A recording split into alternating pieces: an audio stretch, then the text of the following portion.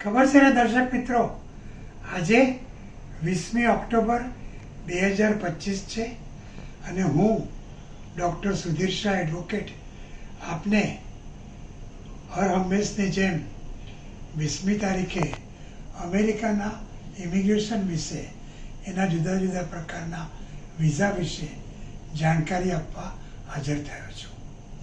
પણ દર્શક મિત્રો, આજે 20મી ઓક્ટોબર તો છે જ, પણ સાથે સાથે આજે દિવાળી પણ છે. એટલે હું સૌપ્રથમ આપ સૌને દિવાળી મુબારક કહું છું. અને હવે જે નવું વર્ષ શરૂ થશે એ નવા વર્ષ માટે હું આપ સૌ માટે પીસ, પ્રોગ્રેસ એન્ડ પ્રોસ્પેરિટી ઈચ્છું છું. દર્શક મિત્રો, મને તમારામાંથી ઘણા લોકોએ પ્રશ્નો પૂછ્યા છે.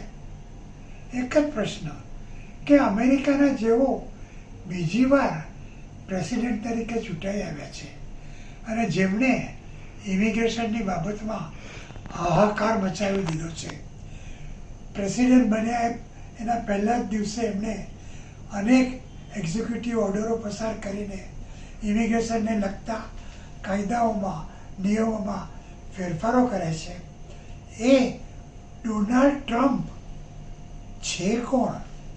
એમના વિશે અમને થોડી બેઝિક જાણકારી તો આપો. તો દર્શક મિત્રો, જેઓ 20મી જાન્યુઆરી 2025ના દિવસે અમેરિકાના બીજી વાર પ્રેસિડેન્ટ તરીકે ચૂંટાઈ આવ્યા છે, એ ડોનાલ્ડ ટ્રમ્પનો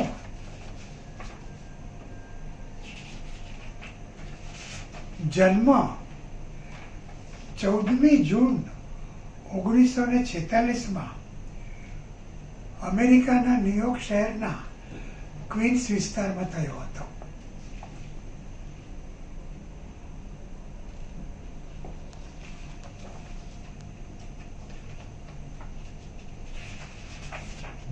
ડોનાલ્ડ ટ્રમ્પના પિતાનું નામ ફ્રેડ ટ્રમ્પ છે અને માતાનું નામ મેરી એન મેકલોડ ટ્રમ્પ છે.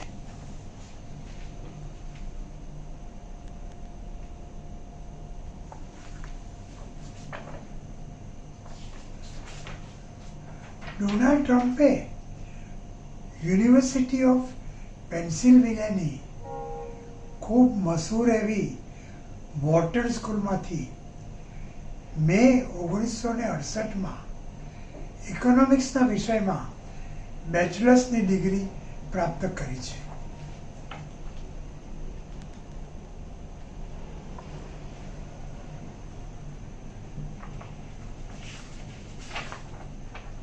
એમણે 3 વખત લગ્ન કર્યા છે. પ્રથમ લગ્ન 1977માં ઝેક મોડેલ ઇવાના ઝેલનિકોવા સાથે એમણે કર્યા અને એ લગ્નથી એમને 3 સંતાનો, ડોનાલ્ડ જુનિયર જેનો જન્મ 1977માં થયો છે, ઇવાન્કા જેનો જન્મ 1981માં થયો છે અને એરિક જેનો જન્મ 1984માં થયો છે. એવા 3 બાળકોને એમણે ઇવાના ઝેલનિકોવા જોડે લગ્ન કર્યા બાદ જન્મ આપ્યો છે. અને પછી 1990માં એમણે આ ઝેક મોડેલ ઇવાના ઝેલનિકોવાથી છૂટાછેડા લીધા.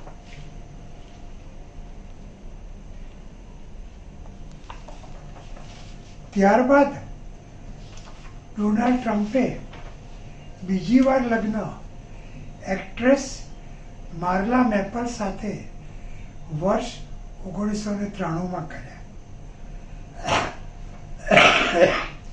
આ લગ્નથી પણ એમને એક સંતાન છે જેનું નામ ટિફિની છે અને એનો જન્મ 1993માં જ થયો હતો.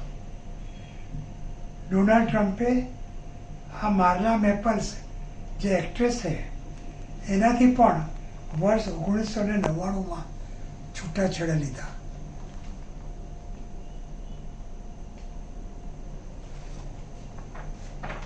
ત્યારબાદ જેઓ બીજી વાર અમેરિકાના પ્રેસિડેન્ટ બન્યા છે એ ડોનાલ્ડ ટ્રમ્પે ત્રીજી વાર લગ્ન કર્યા.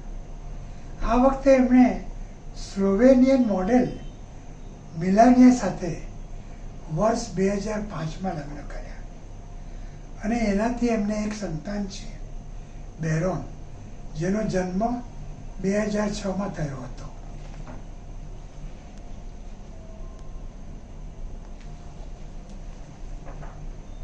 દર્શક મિત્રો,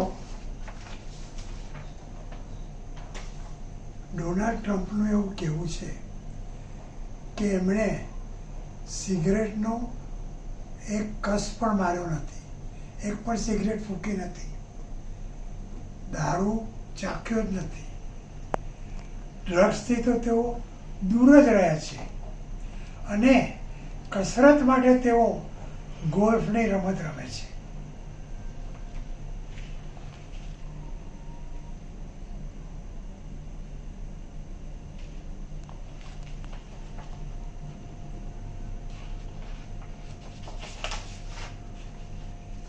વર્ષ 2004થી 2015 સુધી, એટલે કે અમેરિકાના પ્રથમવાર પ્રેસિડન્ટ બનતા પહેલા ડોનાલ્ડ ટ્રમ્પે 2 રિયાલિટી ટીવી શો પ્રોડ્યુસ કર્યા હતા અને એના હોસ્ટ પણ બન્યા હતા. એ પોપ્યુલર પણ થયા હતા અને એ રિયાલિટી શોના નામ હતા ધ એપ્રેન્ટિસ અને ધ સેલિબ્રિટી એપ્રેન્ટિસ.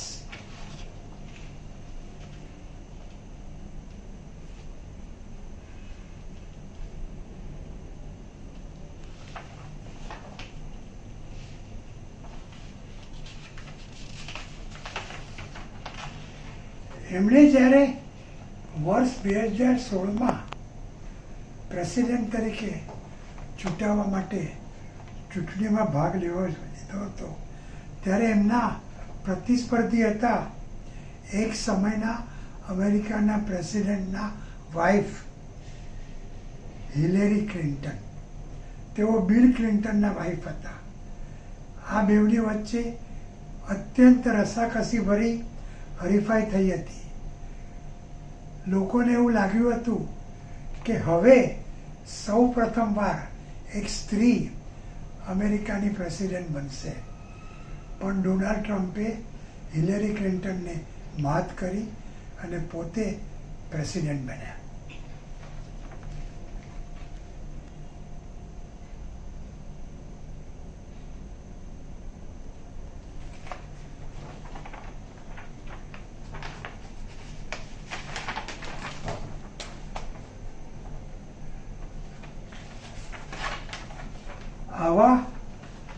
આ ડોનાલ્ડ ટ્રમ્પ જેવો 2 વાર અમેરિકાના પ્રેસિડેન્ટ બન્યા છે, એમની ઇમિગ્રન્ટો પ્રત્યેનું વલણ અત્યંત કડક છે. જ્યારે બીજી વાર એમણે ચૂંટણીનો ઢંઢેરો કર્યો ત્યારે એમને અમેરિકનોને જણાવ્યું હતું કે જો તમે મને ચૂંટશો તો હું અમેરિકાને ઇલીગલ ઇમિગ્રન્ટો વિહોણો કરીશ અને ઇમિગ્રન્ટો માટે પણ હું કાયદાઓ ખૂબ સખત બનાવીશ, જેથી એરો-ગેરો અમેરિકામાં પ્રવેશી ન શકે, અમેરિકામાં કાયમ રહી ન શકે. આવા ડોનાલ્ડ ટ્રમ્પે, તમને ખબર છે, 20મી જાન્યુઆરી 2025ના દિવસે, જે દિવસે બીજી વાર અમેરિકાનું પ્રેસિડેન્ટ પદ ધારણ કર્યું, ત્યારે પહેલા જ દિવસે અસંખ્ય એક્ઝિક્યુટિવ ઓર્ડરો બહાર પાડ્યા અને અમેરિકાના ઇમિગ્રેશનના કાયદામાં ફેરફારો આણી દીધા. એમને બર્થ સિટીઝનશીપ બાન કરી, કેચ એન્ડ રિલીઝ આ સિસ્ટમ બાદ કરી, અસાયલમ આપવાનું બંધ કર્યું, ડાયવર્સરી વિઝા લોટરી એ પણ બંધ કરી. આમ એમણે ઘણા બધા ફેરફારો કર્યા છે અને રોજબરોજ એ કંઈ ને કંઈ નવું લાવ્યા કરે છે. વિદ્યાર્થીઓ માટે જે ડ્યુરેશન ઓફ સ્ટેટસ હતું એ કાઢી નાખ્યું અને કીધું કે અમે તમને 4 વર્ષના સ્ટુડન્ટ વિઝા આપશું. 4 વર્ષ પછી તમારે જો અભ્યાસ પૂરો થયો ન હોય કે વધુ અભ્યાસ કરવો હોય તો તમારા દેશમાં પાછા જાઓ, અરજી કરો, સ્ટુડન્ટ વિઝા મેળવો અને પછી આવો. H1B વિઝાની જે ફાઇલિંગ ફી છે, જે વિઝા ઉપર સ્પેશિયાલિટી ઓક્યુપેશન વર્કરોને અમેરિકન માલિકો પોતાને ત્યાં કામ કરવા માટે 6 વર્ષ માટે બોલાવી શકે છે, એની જે ફી લગભગ $200 હતી એ એમને વધારીને કેટલી કરી જાણો છો? $1 લાખ. હા, 205માંથી સીધી $1 લાખ. હવે આનો પણ વિરોધ થયો છે, કોર્ટમાં કેસો થયા છે. એટલે આ ડોનાલ્ડ ટ્રમ્પ જ્યારથી પ્રેસિડેન્ટ બન્યા છે બીજી વાર, ત્યારથી પરદેશીઓ જેઓ અમેરિકામાં આવવા માગે છે, કાયદેસર કે ગેરકાયદેસર, ઇમિગ્રન્ટ તરીકે કે નોન ઇમિગ્રન્ટ તરીકે, તેઓ થરથર કાંપવા માંડ્યા છે. અને બધા જ વિચાર કરે છે કે હવે આવતીકાલે ટ્રમ્પ કયો નવો એક્ઝિક્યુટિવ ઓર્ડર ઇમિગ્રેશનની બાબતમાં પસાર કરશે. આવા ડોનાલ્ડ ટ્રમ્પ વિશે અનેક જાણીતા લેખકો અને પ્રખ્યાત જર્નલિસ્ટોએ અસંખ્ય પુસ્તકો લખ્યા છે.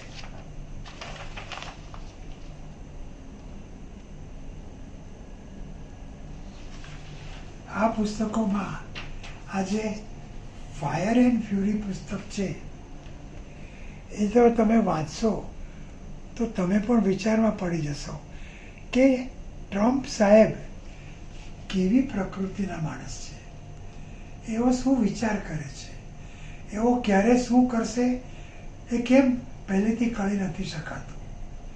આપણામાં કહેવત છે ને કે ન જાણ્યું જાનકી નાતે સવારે શું થવાનું છે, એ મુજબ જ ન જાણ્યું અમેરિકનોએ, ન જાણ્યું ઇમિગ્રન્ટોએ કે સવારે શું થવાનું છે.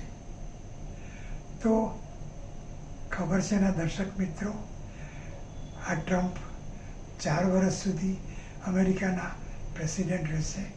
એ દરમિયાન તેઓ કયા કયા સુધારા લાવશે, ઇમિગ્રેશનની બાબતમાં શું કરશે એ કહી શકાતું નથી. પણ તમે જો બધું કાયદેસર કરશો,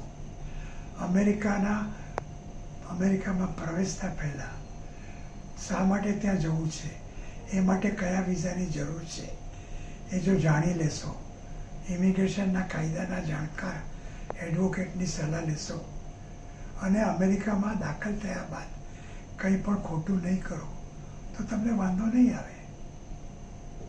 ઓકે, તો happy Diwali, happy new year.